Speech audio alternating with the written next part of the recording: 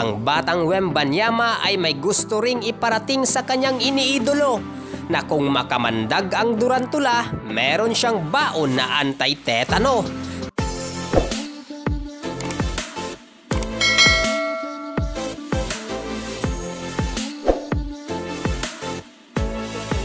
Ito ang kanyang hinahangaan.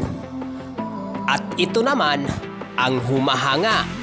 At ano nga ba ang naging resulta ng kanilang unang pagtatapat at pagkikita?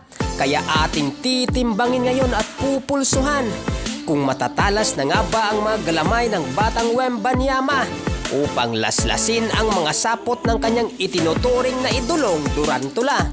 Welcome back sa ating munting channel mga ka-inspirer. At bago tayo magpatuloy ay meron sana akong munting hiling.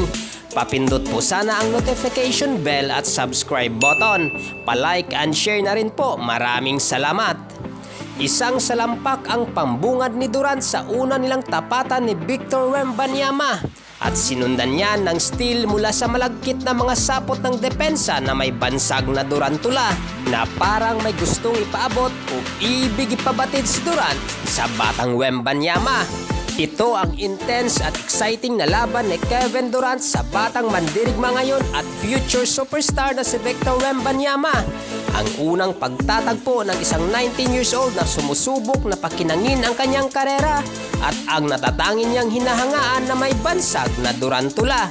Kaya ating tatalakayin ang mga epekto ng bugso ng kanilang banggaan. May maibubuga na nga ba si Wembanyama at kaya na nga bang mga lampag? O wala pang kakayahang manakmal na parang tuta na ang buntot ay nababahag? Sa unang kanto ng kanilang tapatan ay agad na dinumina ni Durant ang laban nang pakawalan niya ang kanyang sapot at kamandag na talagang nakakalason at nakakabulag. At nang hindi pa nakontento, isang buzzer beater ang kanyang pinabulusok sa first quarter na ang ibig sabihin ay malayo pa ang agwat ng estudyante sa kanyang master. Second quarter ay patuloy na dinudumina ni Durant ang laban. Isa na namang salampak sa harap ni Wembanyama ang muli niyang pinaandar na parang nananadya ng hahamon at ng aasar. Pero bago rin tumunog ang buzzer para magwakas ang second quarter, nang malingat si Durant na iwan at natulala nang mamusterize si Wemby at may kasama pang partida dahil kinabig pa ito pakaliwa. Kaya hindi nagpapatinag, sumasagot at pumapalag ang binata. Pero nasa kalagitnaan na ng laban ay 20 puntos pa rin ang hinahabol ni Wembanyama at ng San Antonio. Dahil patuloy silang nilalamog ng opensa ni Durant at ng Phoenix Suns sa kanilang opensang pamatay. Subalit ang mga rookie ng San Antonio ay hindi pa handang umuwi na ang mga balikat ay nakalaylay.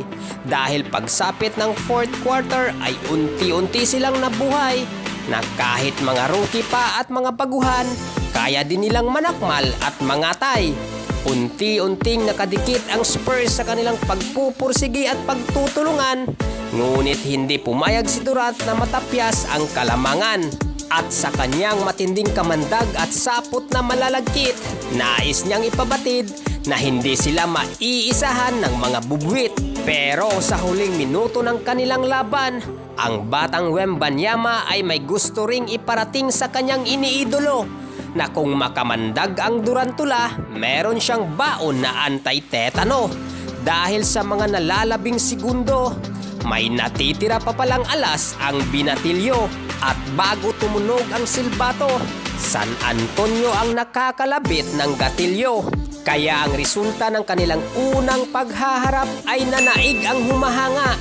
Dahil ang kanyang iniidolo ay matagumpay niyang naikambak at pinabulagta. At sa pangalawa nilang pagtatagpo at pagkikita, bigo si Durant na makaresback dahil nanaig muli ang batang Wembanyama. Pinatunayan niyang hindi siya tinatablan ng mga kamandag ng Durantula.